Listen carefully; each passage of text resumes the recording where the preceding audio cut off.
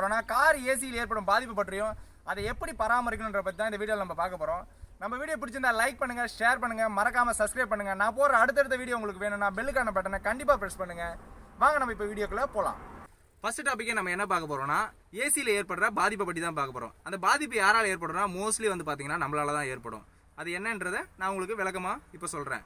First பார்த்தீங்கன்னா driver கோ driver சீட்டுக்கு ஆப்போசிட்டில் இருக்க டேஷ்போர்டு கீழே ப்ளோயர் என்ற ஒரு மிஷினரி இருக்குது. அந்த மிஷினரி என்ன பண்ணுன்னா அதுக்கு கீழே இருக்கிற எல்லாத்தையுமே அப்சர்வ் பண்ணுறதுக்கான ஒரு கெப்பாசிட்டி அதுக்கு கொடுத்துருக்காங்க. அது என்ன பண்ணுன்னா நம்ம கோ டிரைவர் சீட்டு கீழே நம்ம ஏறுறோம் இறங்குறோம், நம்ம எதனா சாப்பிட்றோம், அப்புறம் இப்போ நம்ம வீட்டில் பசங்க இருக்குது அதுங்க எதனா வந்து இந்த மாதிரி மிச்சர் சாப்பிட்றாங்க அப்படின்னா கீழே போடுறாங்கன்னா அந்த கீழே இருக்க டஸ்ட்டு என்ன பண்ணுன்னா அந்த ப்ளோயர் வந்து கண்டிப்பாக அப்சர்வ் பண்ணும். ப்ளோயர் அப்சர்வ் பண்ணும்போது ப்ளோயரில் ஒரு சில ப்ளோயர் நாய்ஸ் ஏற்படும். அந்த ப்ளோயர் நாய்ஸ் ஏற்படும் போது நீங்கள் ஏசி ஆன் பண்ணும்போது ஒரு சில ப்ளோயர் நாய்ஸ் கண்டிப்பாக உங்களுக்கு கேட்கும், ஒரு சில காரில் கேட்கும்.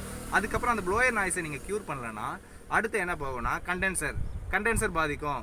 இந்த மாதிரி ஒரு ரொட்டீனாக ஏசியில் வந்து பார்த்தீங்கன்னா மேஜராக ஒரு 5 பார்ட்ஸ் சொல்கிறேன். Condenser, blower, receiver, dryer, evaporator, இது போன ஒரு 5 மேஜர் பார்ட்ஸு நம்ம ஏசியில் கார் ஏசியில் இருக்குது. அந்த ஏசி அதனால் என்ன பண்ணோம் அந்த எல்லாத்தையுமே வந்து இது பாதிக்கும். ஃபஸ்ட்டு வந்து பார்த்திங்கன்னா மோஸ்ட்லி வந்து கண்டென்சர் போகும். கண்டென்சர் நம்ம ப்ளோயரும் கண்டென்சரும் போச்சுனாவே நம்ம மாருதி பொறுத்தவரை நான் சொல்கிறேன் ஒரு 13,000 13,000 ரூபா நம்ம செலவு வரும். அதை அந்த செலவை நம்ம குறைக்கணும்னா ஒன்றுமே இல்லை. நீங்கள் சிம்பிளாக பண்ண வேண்டிய விஷயம் என்னென்னா இந்த இடம் பாருங்கள், இந்த இடத்துல டஸ்ட்டு வராமல், இப்போ என் காரில் இந்த இடத்துல டஸ்ட் இருக்குது, இந்த டஸ்ட்டு வராமல் இவ்வளோ டஸ்ட் இருக்குது, இந்த டஸ்ட்டு ஃபுல்லாகவே இந்த ப்ளோயரை அப்சர்வ் பண்ணோம். இதை என்ன பண்ணுங்கள் நீங்கள் க்ளீன் பண்ணி உங்களால் முடிஞ்சால் டெய்லி கூட க்ளீன் பண்ணலாம், இல்லை 1 days ஒன்ஸு கண்டிப்பாக க்ளீன் பண்ணிங்கன்னா இந்த ப்ராப்ளத்தை தடுக்கலாம்.